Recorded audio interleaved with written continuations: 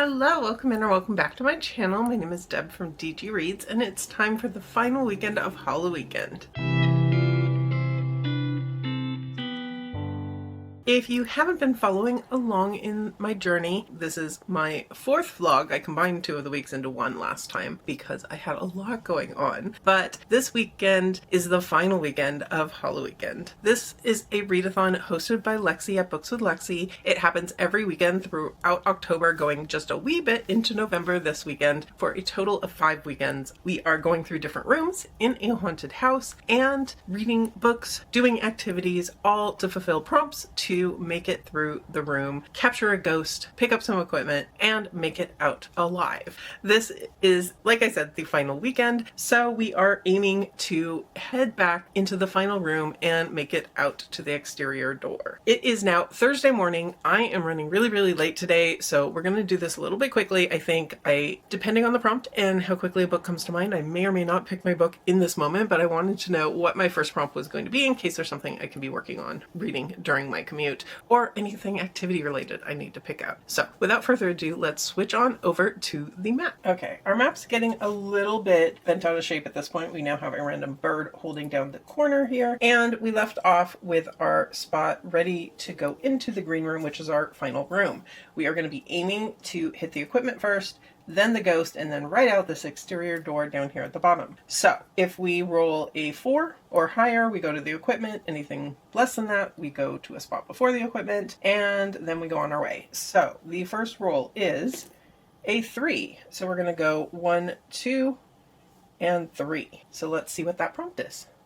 Okay, so we landed on spot 13, and that is to read a book with the, of, and, or in the title, or to get a fall-themed book. I don't know what that's going to be just yet. I will be back once I know, and we obviously know our next move, we don't even need to roll, is going to put us on the equipment spot. So just a preview of coming attractions. That one is to read a book with more letters in the title than your last read, or to watch something fall-themed. So I can keep that in mind. I need to make sure my the, of, and, or book isn't a super long title probably. So with that, I will go ahead and get going to work and check back in with you once I have some updates. Happy Halloween, belated for you, real time for me. Unfortunately, it's a normal work day for me, except my allergies are kicking off, which is not super pleasant. But with that, I do at least have some reading updates for you. For my book with the, of, and, or something else in the title, I picked a book that kind of forgot mostly the theme of the room, which is dark. But if you haven't seen my November TBR yet, my November TBR game wasn't the kindest it could possibly be to me. So I decided to pick something up from my November TBR, even though it's a tad bit early, but you know, we're going to do what we got to do. And that is The Maid's Secret by Nita Prose. Now, is this cover dark? No. Is the story dark? Not really. But her uniform's dark and the font of the title is black, so that's dark. So we're just going with it. This is the latest installment in the Molly the Maid series, a series of mysteries with a neurodivergent main character. I've really enjoyed these. They're cozy, they're fun, just general reads. I immediately flew past the halfway point in this yesterday, and I'm now at, I think, 61%. It's going well in that regard. That said, I'm not super hyped by the book itself. It's split timeline, and that's the part that's not really working for me. In the present day, Molly is the events organizer for her hotel now, and one of the events she has organized is a Think Antiques Roadshow. Is that the name of the show? I haven't actually watched it, but I'm aware of it. One of these shows where charming hosts will kind of poke fun at people for things they think are family heirloom antiques that are worth money that really aren't. Occasionally they'll find a nice find of something that does have value to it. Molly winds up bringing some things in from home, things that belong to her gran, and one of the things actually catches her, the host of the show, unaware. And it is very valuable. We know this from the synopsis, and we also know that it's going to be stolen, although that doesn't happen until halfway through the book. What I didn't realize, and I read the synopsis so long ago, so it's probably in there, is that this is split timeline. Half of the book is reading her grandmother's diary, written to Molly to explain a past that Molly didn't know about, and the grandmother that we know through Molly's perspective, because she hasn't been alive during this series, is a very kind woman. She's the one who taught Molly all about cleanliness and being a maid and all of that. But what we're hearing in this diary is that she didn't used to be this. She used to be very wealthy and privileged and kind of snobby and not the pleasant person she grows into. We can see little hints of it, but for the most part, she's not the best character, and it's very much a historical fiction,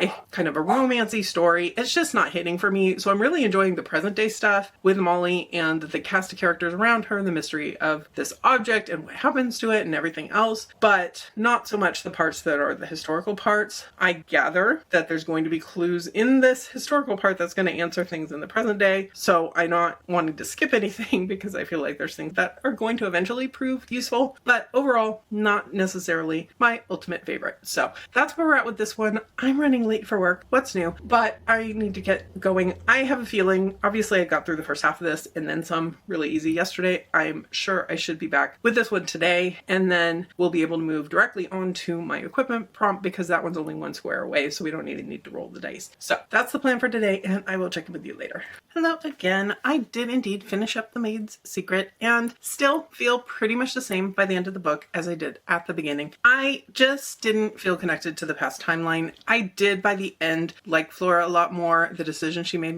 sense. I just felt like it was unneeded. In the end, Molly winds up finding this diary, reading it, and we've already read it at the point she finds it, or most of it anyway, and she summarizes it really quickly for everyone else in the world who needs to know to solve the crime, etc. It immediately informs her who the people are, who took the egg, and everything else. So I felt like there was more of it than we needed. I think that is my ultimate kind of downfall in my rating for this one. I still liked it. I'm still giving it a 3.5. I'm not saying it's a bad book. I just did not connect with the past timeline, and I think I'm alone. Probably not alone, but I think that's not necessarily everyone's feelings on it. Some people really liked it. This one seems to be getting mixed reviews, and I think from what I looked at, it's a pretty mixed bag of whether that was related to the past timelines or not. So anyway, this one is one that I have finished. It's checked off a few different boxes. The one color I needed for her kid, the hardest reading challenge you'll ever do 2.0, is yellow, and this one certainly fulfills that. And I've got my first box done for Halloweekend. And then I did know that I was going to be immediately moving on to the equipment spot on the board, and the prompt for that was more letters in the title. And that one I'm reading Breathe In, Bleed Out by Brian McCauley. This is an author I've enjoyed before. This is the library book that I'm using for the library book spot on my horror bingo from Sarah Wicked Reading. So this is another one that's doing quite a bit for me. I don't have the audiobook for this one, so I am making my way through it. It's going to take a little bit more time, but I'm hoping I have time to sit down this weekend and do some physical reading so we don't wind up stuck in this room before the end of the readathon. This is following a woman. She had a boyfriend who was very into the outdoors. They went hiking. They did a lot of stuff in that sense, and a little more extreme than just going out for a walk. There was an ice axe involved in their last trip, having to climb up in the snow, and I don't know what happened. May not be related to the ice axe. We don't know at the beginning of this book exactly what happened, but the book starts with her having a nightmare about dragging her boyfriend out of the mountain because he is clearly dead. And it's a whole series of nightmares, but the reality is, yes, in fact, he did die on the mountain. She tried to get him out. She couldn't. She wound up having to leave his body to make it out alive herself and get help. And when they went back, the body wasn't found. So this has been haunting her. Obviously, that's something that would haunt you, and it's something that she's been grappling with. She is putting her job on the line by taking too many pills, kind of trying to deaden the nightmares, the living nightmares she's been experiencing, the trauma she's been experiencing. And her friends are basically trying to get her to kind of come back to life. And they take her on this yoga retreat weekend. It's meant to be spiritual and meaningful and deep. And it's out in Joshua Tree, which is not too far away from where I live, and a place that has kind of connotations of mystic energy and so forth. So that is where they are. And it's been a lot of setup to this point. We have gotten the first 2 kills. This is going to turn into, I believe, kind of a slashery type of vibe. But so far, these are kills that are a little bit underwhelming. That might be the wrong word. They're just kind of very calm. They're explained away why these people are missing. Their characters don't really know what's going on yet. So there's not a lot of tension and fear built up just yet. But I'm really expecting this to go off in the second half, and I'm looking forward to seeing how that goes. So I have a nail appointment that I need to get to very shortly, and then I'm planning to do a little bit of tidying up around the house, which I can't do without an audiobook, but then I'm planning to sit with coffee and read for a while with Kylie as well. And it's not a very long book.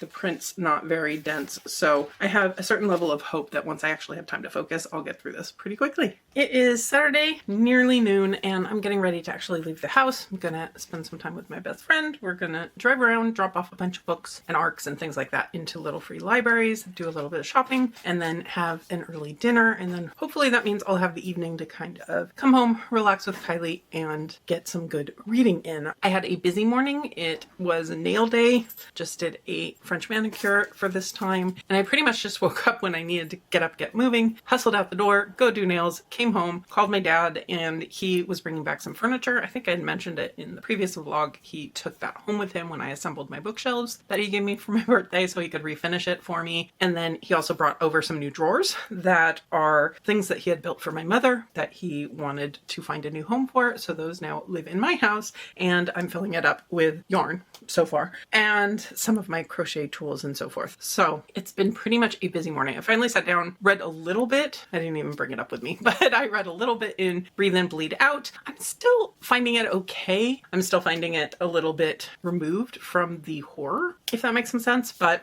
I haven't really made it that much further in, so I don't really have a lot of extra thoughts. But since that one is a physical read, I don't have the audiobook for it. I did want to go ahead and do my next turn, do my next roll, so that I can figure out what audiobook I should be prioritizing as I'm driving around a little bit today. So let's do that.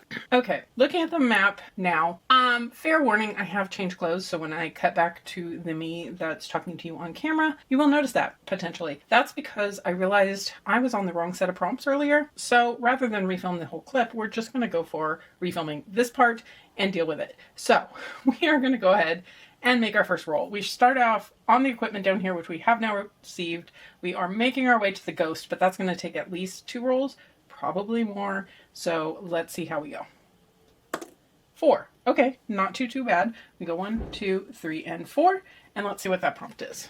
Okay, so we landed on spot 5, which actually I landed on the last time I rolled around. I just was looking at the wrong set of prompts. So this one says to read a book with green on the cover or share a spooky book rec. So I think I can find something with green on the cover fairly easily. Let's go ahead and do that. Okay, I've decided what I'm doing for this one. For Buzzwordathon this month, it is Never in the title for the title prompt. And my pick for that one is by Chevy Stevens. It's Never Let You Go. And at least at the audiobook copy that I have, the font looks like it is a lime green, a bright green. So we are going to count that for green on the cover. It's a thriller. I think it has to do with a domestic violence situation, a wife having gotten away. Her husband may be coming after her. Maybe there's someone else. I don't really know, but I will let you know once I get to it and read it. And I have the physical copy somewhere around here because I do own this one, and I have the audiobook out from the library. So between those two things, I should be able to make some good progress on this one. I kind of want to do my next roll too and hope I can get an activity prompt in, because we've got at least 2 more rolls till we get out, possibly more, depending on how the dice go, because odds are not in our favor to get less. So let me go ahead and do that. Yeah, I think that's the plan. Okay, let me set this back up.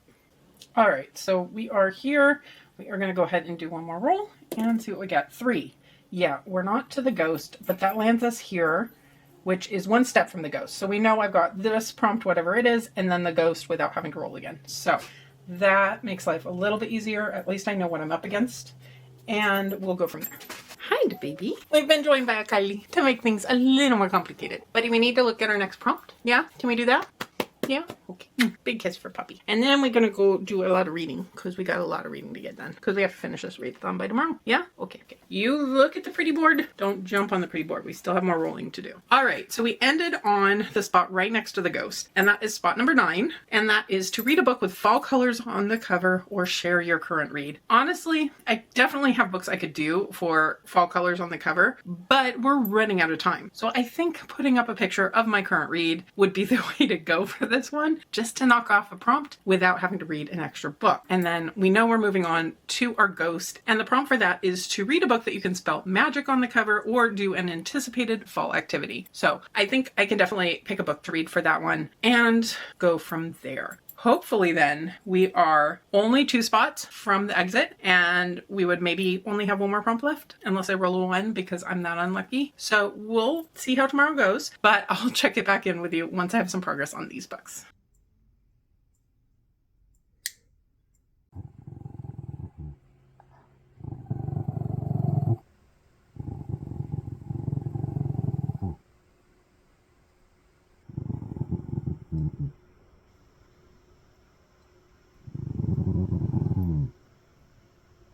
Good Good morning. It is now Sunday. I am looking and feeling a little rough. Definitely coughing more this morning, which is unfortunate since I am hosting sprints this afternoon, but hopefully I can go down, get some coffee, start to wake my voice and so forth up. So we're going to keep this relatively brief. I finished Breathe In, Bleed Out, and overall I had a good time with this, but I felt very removed. Like it felt like things were anticlimactic. And I don't know if that's me or the book. I think the deaths in here were super creative. I liked the way they were set up. There was a little bit of creepiness as things were going to happen. There were a few places where the author pulled back. Like it seemed like someone was about to die. He pulled back a little bit and then came back later. Not much later, but it just felt like you knew when a death was about to happen because those were the only times we changed POVs. And I don't know, even though I could appreciate that the kills were unique and different, there just was something that didn't grab me about them. Possibly partially because just none of the characters in here were very likable. I think the author definitely kills off the worst of the worst, but there's not really any in here that I loved and was super rooting for. The secret about the girl's fiance that she went hiking with, who didn't come back alive, winds up a little underwhelming also. So I don't know. This isn't one that wowed me. It wasn't what I had hoped it would be from the isolated setting, from the creepy slasher guy. And yeah, I think it's a 2.5 is where I'm landing on with it. And it's a disappointment for sure, but at least it was an easy, relatively quick read. I need to take out my pretty Halloweekend bookmark from here so it doesn't go back to the library, which I need to make a library run for sure at the beginning of the week.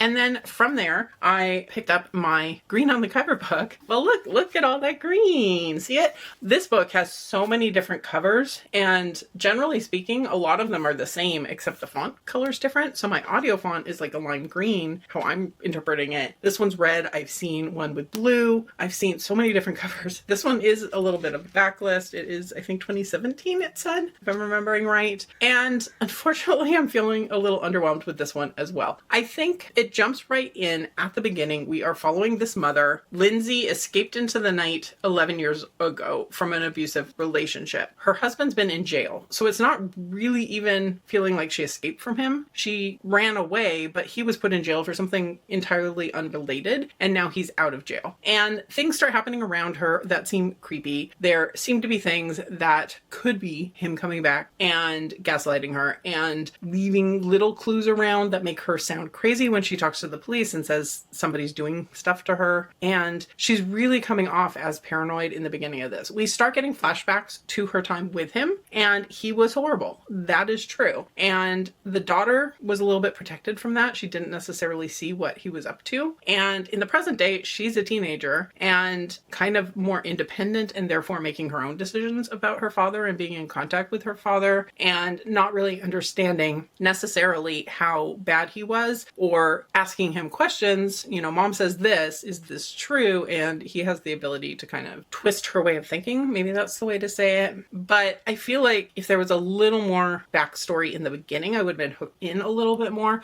I am past the halfway point in here. I was just kind of trying to sleep last night and put the audiobook on for a little bit. I think I do need to rewind a tad, but we are going back and forth between POVs. We are getting the daughter's POV, we're getting the mom's POV, and I'm hoping it's going to do something a little bit more exceptional in the latter half, and maybe me being a little more awake this morning once I get my coffee, that will help me out a little bit, because ultimately I didn't realize I had gotten as far as I did. I did have it on a sleep timer, so it's not like I fell asleep during it for very long. So I don't know. We're going to see how this one winds up. This is an author I've enjoyed more recent books from, so it may be her more recent ones hit more for me than others. I mean, Kylie in a hippie costume was sitting next to one of her recent books, and I was really excited for that one. So yeah, so I don't have too much further to go in here. And then I need to make a decision of what I'm going to do for my ghost prompt. And it is Sunday. I'm dragging. I don't need to try to cram in 3 different books. So I think what we're going to do is do our hopefully final roll, because that will tell me what I want to do for my day and what I want to be reading on sprints.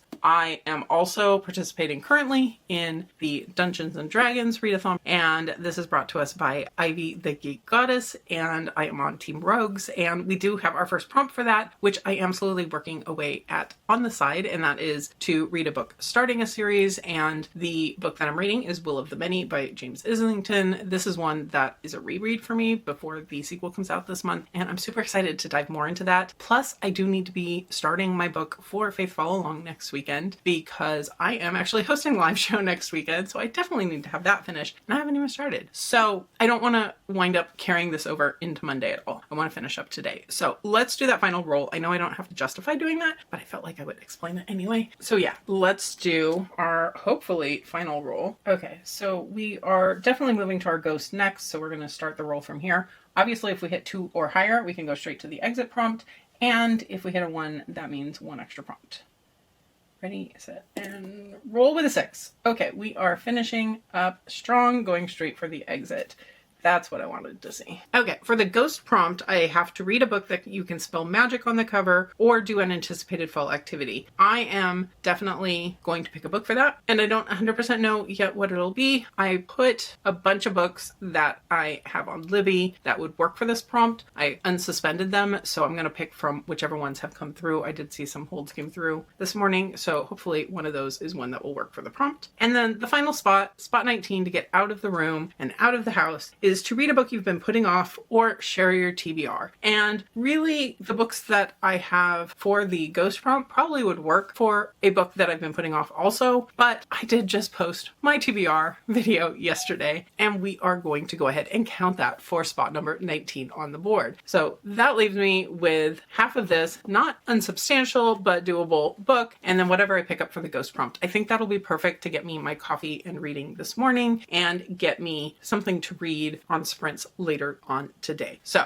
that is the plan. Priority 1 is coffee and getting cozy downstairs. And yeah, I will check in once I finish this one, once I get going on my next book. Somewhere along the way, I will let you know what I'm up to. I do also have some treats for the weekend that I had planned to incorporate, hoping to land on anticipated fall treat or something, and did not get there. I really did well at missing some of those prompts when I needed them. But I do have some spooky shaped pasta, and I'm going to put some spaghetti and meatballs into the slow cooker today and be smelling that all day, but I'm looking forward to it for dinner tonight. And I do have a couple other fall themed treats to try during the day as well. So we are going to go ahead and cozy it up for our final day of Halloweekend.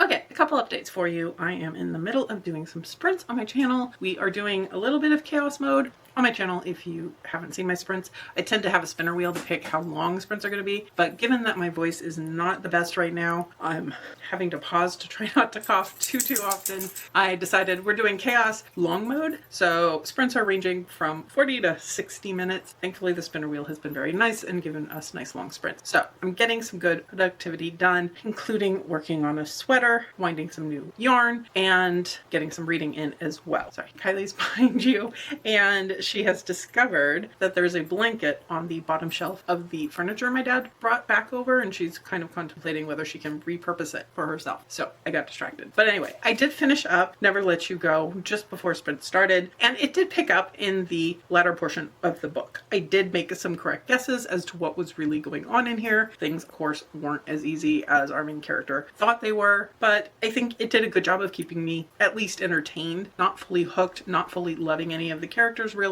I do think there were some good discussions in here about abuse in a marriage, domestic abuse in general, and there are some reveals that come that I didn't expect, so that was nice to see. Our main character also works with women who have a similar past to her with the domestic violence past, and I appreciated that representation happening in here as well. In the end, I think this one's getting like a 3.5, not a new favorite, but definitely an author I'm going to stick with trying her more recent books for sure. I don't know if I mentioned for sure earlier, one of the prompts I needed to do that was an activity was sharing my current read. I did do that over on Instagram with my current read at the time, which was Breathe In, Bleed Out. And of course, the final spot on the board, I posted my TBR, which will be linked, and that takes care of that. So we are down to our final book, and it's getting to be, I want to say it's like around 4 o'clock, coming up on 5 o'clock, maybe. The time change is throwing everything off. But the final prompt that I did need to fulfill was spelling magic on the cover, and the one I'm doing for that is The Undoing of Violent Claiborne. We get the M from the author's name, and then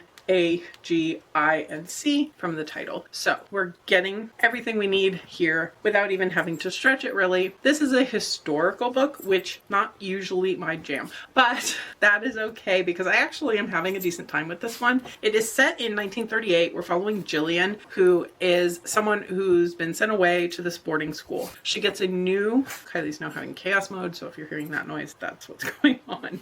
And she's looking at me because she heard me say her name. I don't know if she can be seen on the sprints that are over there, but maybe.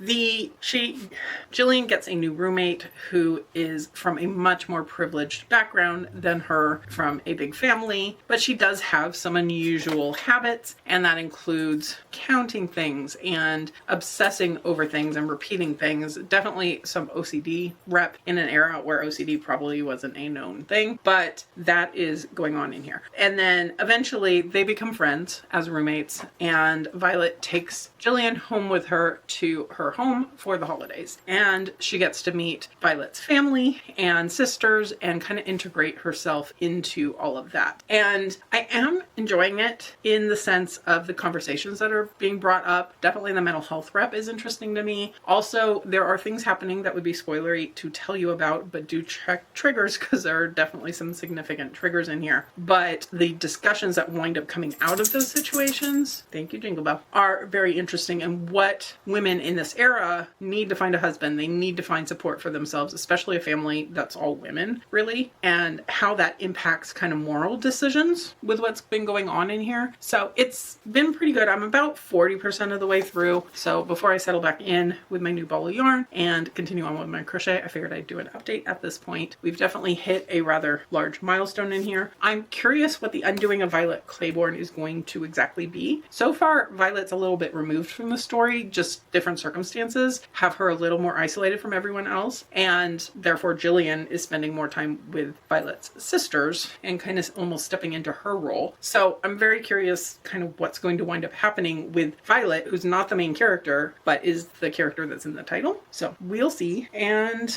I will keep going on with this and check in once I have wrapped everything up.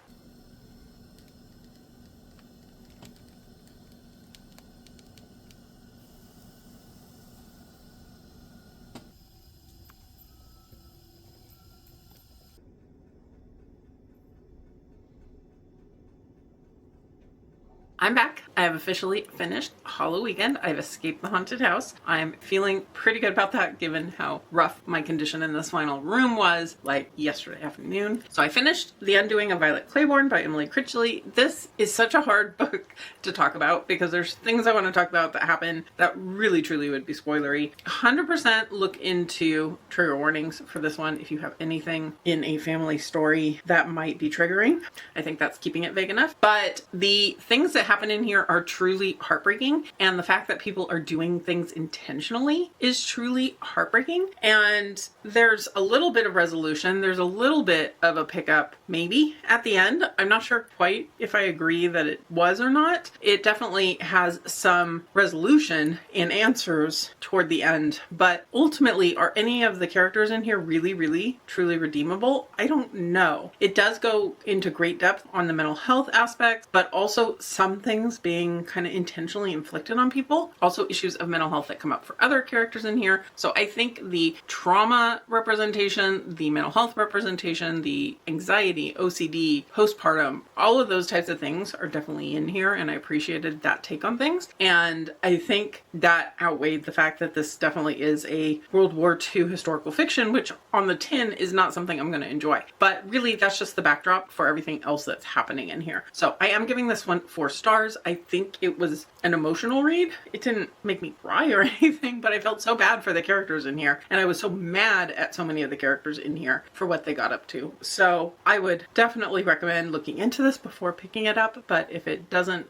have any particular issues for you, I think it's one worth reading. So with that, I did make my creepypasta dinner. The sprints were a lot of fun, and they convinced me that I had to have garlic bread with my dinner, so that was nice of them. And ultimately, it was a really good day. day. Could I do with not having a cough? Could I do with not having a air advisory warning for the next couple of days, which isn't going to help? Yes, but we're starting off November well by wrapping up this readathon, and I'm so thankful to Lexi for inviting me to be a small part of it and to do sprints. I had so much fun throughout the entire readathon with the sprints, with watching people's, with hosting some, and just in general, this was a really good time. And I loved how flexible it was to allow me to be really busy a couple of weekends and still feel like I was able to participate and keep up. So with that, I will go ahead and wrap up this vlog here. Let me know in the comments below if you were participating, what was your favorite book of the month? I would love to hear about it. If not, what was your favorite thing from October? Let me know all the things. And if you've made it this far and you don't have anything to comment, leave me some sort of flower emoji in the honor of our friend Violet from this book. If you could hit that like button below, I would surely appreciate it, and subscribe if you're interested in more of my readathon participation, more of my book reviews, more of my bookish content in general. But for now, I'll leave you here and see you real soon in a new video.